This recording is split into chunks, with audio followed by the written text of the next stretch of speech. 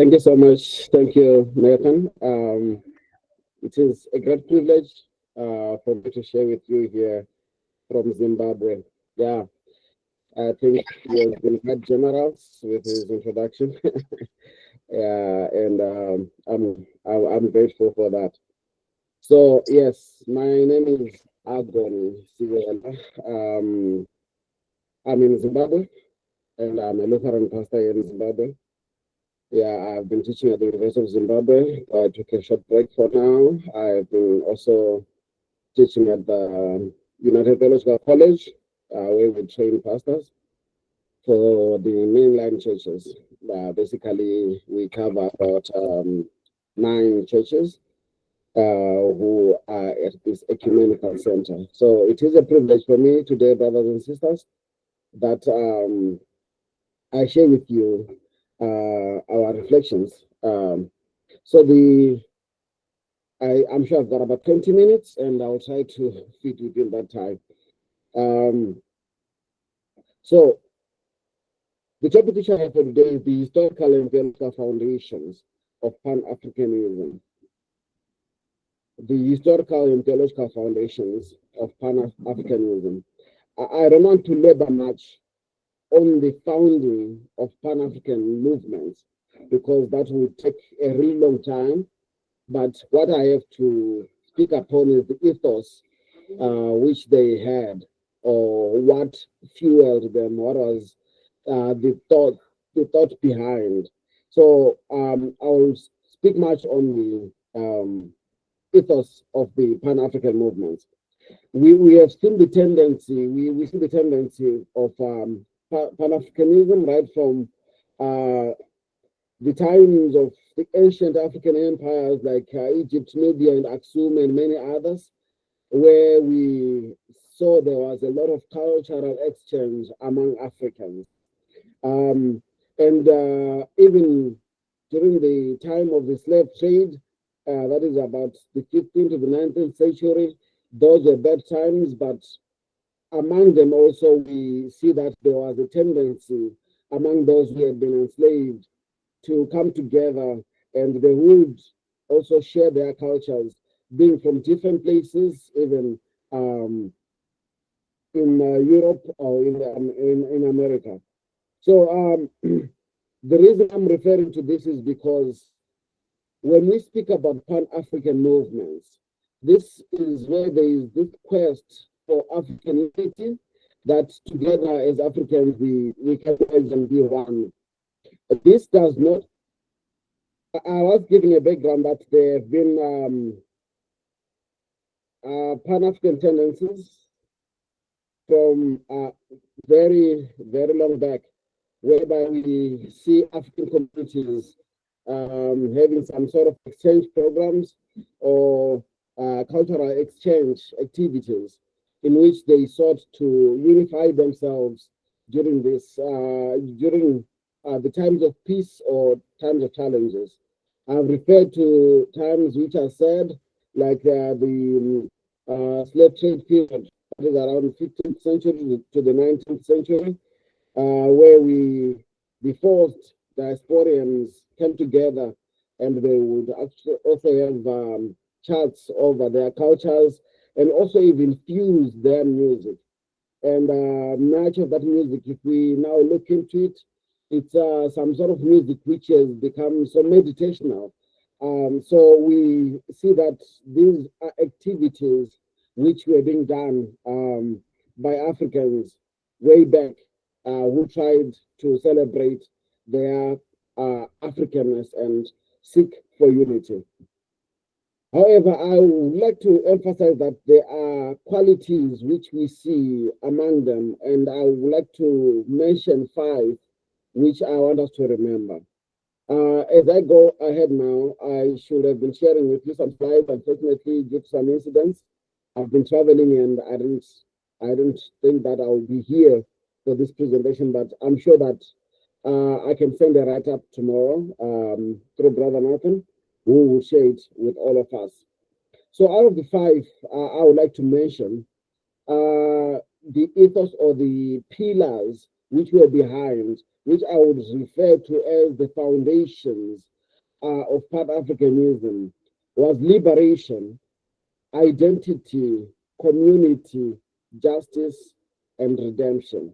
So those are the five I will refer to.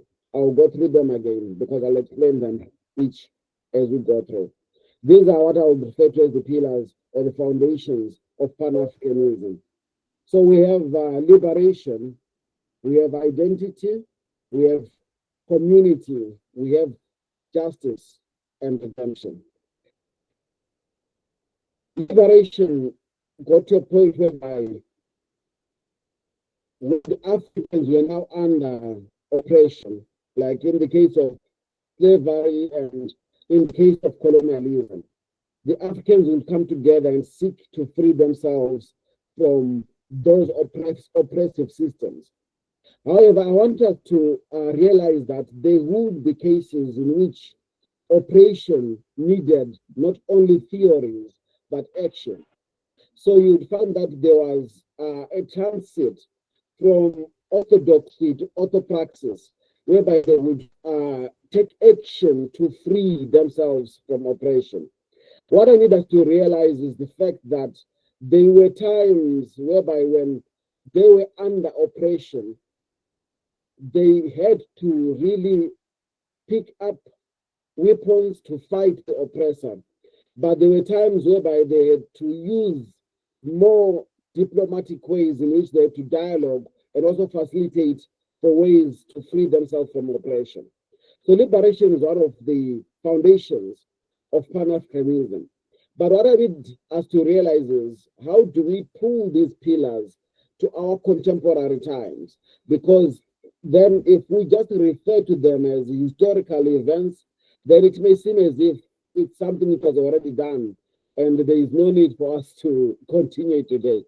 But I want to see how this then is contextualized in our times today. So recently I was meditating on the issues of oppression because I realized that even in our time we need to speak about it. Then came this phrase which I coined, in which I said the worst impact of oppression is when it imparts itself. The worst impact of oppression is when it imparts itself. So you'll find that there are times whereby those who have been oppressed, they tend to usurp or they tend to absorb the nature of the oppressor. So in some way, it happens that, like in cases of patriarchy, the women at the end are the ones who oppress each other more as a result of the oppressive system which they have received from masculinities. So I want us to realize that even in our quest for liberty as Africans, it didn't end with the victory over colonialism, but that even especially those who fought the system of colonialism also absorbed the oppressive nature to the extent that many of the governments today have become oppressive or even more oppressive than the colonialists were in their time. So as Africans today, the aspect or Pan-Africanists today, the aspect of liberation still is key because we are at a time whereby oppression still exists. And as a result, there is need for us to find ways in which we can engage the oppressor to free those who have been oppressed. It is not always that we use terms like that we need to be the voice of the voiceless, because in many times we have accepted such phrases in which they problematize those who are oppressed and marginalized, who say that they have no voice. But in many cases, they have a voice, but those who are oppressors are in themselves the ones who are not listening. So you will find that in many cases, what is needed is not to amplify the voice of those who are oppressed, but it is the dewaxing of the ears of those who are the oppressors. And that process, as risky as it may be, takes us to the point whereby we need to realize that our place is also risky and it may cause death or torture, whichever ways, because we have to reach out to the oppressors. It's not a way of instigating violence, but it is a way of realizing that sometimes the wheels of oppression, they actually need us to throw spanners into their spokes for them to stop. So those are reflections which I would have on the aspect of liberation, to say that it's not always that we need to look at those who are oppressed as if they're the ones who are problematic, but actually at those who are the ones oppressing others, that they need help. Um, I really like the aspect that we are here reflecting on theological foundations, which does not only limit us to Christianity, maybe, because I would like not to refer to Malcolm X, who comes from the background of Islam, but there's one thing which he said, which I need us to reflect on as we look at liberation. You mentioned that in every case of oppression, the oppressor is the most oppressed because there is no one in their right mind who would enjoy oppressing others. So you would find that as a result of colonialism, many of the liberation movements, they were tortured to the point that they are not in their right minds anymore. And they have, at the end, duplicated those who oppressed them and now are oppressing their own. So there is need for us to reflect on that and approach them not with a militant attitude, but also in a way to help them. From a pastoral perspective, many would ask, how then do you expect me to pray for those who oppress me? But I want us to realize that in many cases, they need our prayers. And that's what the Bible will say, that pray for those who oppress you. How then do you pray for them? By realizing that they're not in their right minds. Their mind is oppressed. That's why they want to oppress others as a way of retaliating that which has been done to them. So, brothers and sisters, I need us to look at this as also our urge in our time, that among the foundations of Pan-Africanism is the issue of liberation. And that is still key for us today, to be things which we are watchful for and desire the freedom of all.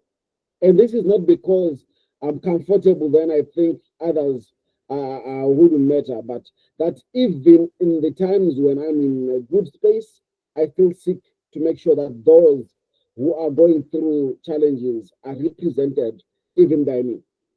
So that is how we would reflect on even Galatians chapter 6, verse 2, which says that we should carry each other's burdens. I'm very much encouraged by Martin Luther. I didn't apologize at the beginning, but I'll speak like a Lutheran. That's my nature.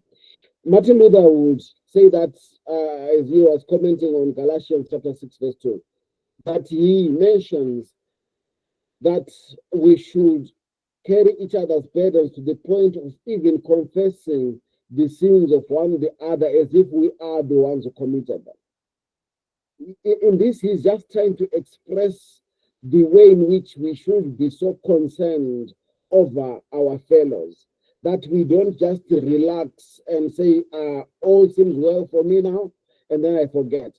But it means that we should be concerned and realize that if somebody is not at peace, so are we.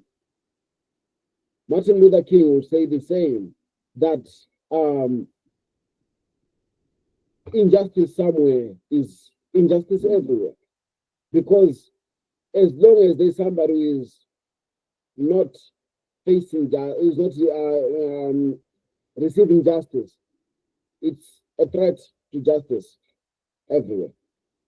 And then there's the issue of identity, which I need us to go to because of our time. When we speak about identity, this was also among the key foundations of Pan-Africanism. I need us to be clear that this was not an effort to uniformize the whole of Africa, because that will be futile. The idea is to celebrate our diversity, to realize that we are not all uniform. We have our differences and we need to actually embrace them. Differences doesn't mean that we are people who just contradict, but it also implies that we are people who can complement, because when we are different, then we can do for one the other that which I can do for myself. So in this understanding, this is why I referred even earlier to the cultural exchange activities that would happen far before the 5th century and other such times, where Africans will celebrate their diversity. The fact we need to accept is that we are so different. This is shown in the many different dialects which we even have, even now in our different countries, which speak to the many differences which we have. And I remember that I've not found a country that still has one language all across. We have many different languages. And in so doing, that shows how different we are. I come from among the Bantu people of Southern Africa, and we have Bantu people in Central Africa, Bantu people in Eastern and Western Africa. But even among us as Bantu people, there are those who are called the Nguni, from where Chaka the Zulu was and others. But even among them, we still have other subdivisions of cultural movements. And among these, there are so many differences. When we speak about identity, we accept the fact that our differences do not divide us, but our differences excite and unite us. Because there are times where you sit and listen to someone and you really realize how we are so different, but how nice the differences are. And there are some cultures, though very far from each other, are seemingly a replica of each other. As I began to explain from my Zulu background, Chaka the Zulu and others, I also realized that Nathan would also refer to the Ashanti and how also they refer to them as the mighty ones, but they all over claimed the same titles as if they were all defeating the whole of Africa, which is not actually that true. In the small spheres in which we are, and I always refer that even as Zulus, they even regard ourselves as some sort of demigods. And you can find this even in Ethiopia and many other different places. So these differences are the ones which we at the end celebrate and say we are united despite our differences. You can imagine a household where the husband and wife are all talkative. Even if you come there as a guest, then you don't even have space to chat. But there are in many cases situations where maybe the husband is not so talkative, like in my case, and the wife is quite very talkative. And ultimately, when you come, you will be able to converse. But if there is a situation whereby everybody is very loud or everybody is very quiet, then there's no way in which we can be united. So, brothers and sisters, when we speak about identity, it is key to realize that we are not fighting for uniformity. We are actually celebrating differences. And in so doing, we speak of themes like tolerance, in which I don't try to impose myself on others, but also allow others to express themselves in the best way they can. In so doing, then I learn also from them. That's the aspect of identity. Our differences, they don't divide us, but rather they unite us. Because uniformity is not unity, even though it might promote unity. And then the third aspect I need us to reflect on, brothers and sisters, is the issue of community. Africanism and community, they actually go hand in glove. When we speak about community, actually is very explicit in our times, whereby individualism, especially sponsored by what we refer to as globalization, or whereby the world is becoming a global village. I don't know if that is really a true expression, or rather the world is being Americanized somehow. But ultimately, what I need us to realize is that there is so much individualism that is being promoted in our times, where people refer and are concerned over themselves, over others. This does not speak against the issues of self-care. It is important to watch your space and also be able to protect yourself, to have individual goals and pursue them. But it is also very important to realize that we have a community consciousness which we have as Africans. And also, Pan-Africanism, as it was founded, was built on such character. This is also among my field of interest, because when I was working on my thesis, I was reflecting on sacraments and Ubuntu, or which is the political ethos of the Bantu people. And this is whereby we talk about how we operate as a community, how we actually think more of community more than individuals. This is because we realize that it's key that when the community is in good shape, so are the individuals. And this goes to many situations like in Jeremiah 29 and other such spaces, whereby we actually are told that in the peace of the city where we live, there abides also your peace. So there is a consciousness which is much sponsored by the community, whereby we care about how the other is. In Bantu or in Ubuntu, what I need us to realize is there is an adage in which, like, when we greet one the other, and somebody says, "How are you?" the response is, "I am well if you are okay." So, in other words, it simply says, I cannot be well all by myself. My wellness also depends on your wellness. And this translates back, even if we look at the biblical Jewish culture, in which shalom speaks more than simply peace. It's simply more than a greeting, but that our community wellness is what determines our individual wellness. So there is so much concern over community wellness. This fights competition among people, whereby they strive by all means to rise by pressing others down. But they realize that in promoting others, there also lies our promotion. Therefore, if we struggle, all of us, to push others up, then ultimately all of us will be found up and above. So community consciousness is also another strong pillar of Pan-Africanism.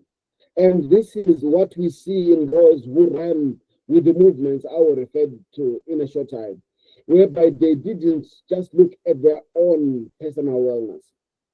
We look at how they got involved in political sacrifices and many other things in which they sought for the good of the community more than their own. But our times now, as I referred earlier, are sponsored by issues like capitalism, whose main focus is only on the individual, how I can make profits for myself and rise and even above others. The concern is not communal, but it's rather individual. And that is one thing which I need us to also realize. I've referred to methods of justice, which is the fourth top pillar I want us to realize. It's justice and equality. This always comes after we talk about the issues of community, because many times battles have been sponsored among Africans by way of being defined by those who actually came into Africa. We have heard people being told that they are oppressed when actually they were being taken into oppression. There is a different understanding of justice among Africans compared to many other continents. That's why the situation of even those who are offenders or criminals, they were never imprisoned. That was not the culture. They could be secluded for a short time, but quickly taken back into the community because that's where we believed that people can be corrected.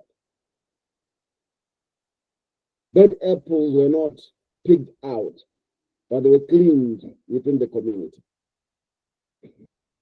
And that is what we need to realize also in our time. If we allow cultures to be washed away, then there could be remedies to our world situations now, which we would allow to be suffocated simply because they are part of African culture, which we want to run away from. So I need us to look at justice and equality in a different perspective. Realize that for us, equality wasn't just simply being uniform of us, as I referred to earlier, but that if everyone has the other's concern at heart, then we are equals. And this is actually what we find in 1 Corinthians 13, where we hear that love is not self-centered. It's not self-seeking. It's seeking for the good of the other. And this is what I need us to realize, that is where our justice is. If we realize that it's not all about ourselves, but the good of the other. And then from there, then we come to issues of redemption and restoration. The reason I'm coming into our context each and every time is to contextualize the pillars that actually sponsored Pan-Africanism. And that can also still be emphasized in our time, because we are not done. So when we come to issues of redemption, especially restoration, this is key, especially now that even oppressive systems of governments are speaking the same language. We have heard of former colonial masters now seeking reparations from the lands which they colonized. And we don't know if justice is being done in that field, if there is equal distribution of those benefits, or already those are being capitalized by those who are in power, though Africans, but they are just enjoying the benefits that will be meant for many. So when we talk about redemption, we're not just talking about independence. We're not just talking about being freed from oppression, but also reparations for what was lost. And now we have seen the UK is busy in those debates. France has always been ahead in that aspect, and many other countries, even Germany itself, also began discussions around how they could actually restore the losses of those whom they had colonized. So when we refer to Pan-Africanism in our time, it speaks to the equal distribution of such benefits, not just equal to all, but much on equity. Who lost the most? Can they gain the most from these reparations? So these are the 5 foundations which I can refer to of Pan-Africanism.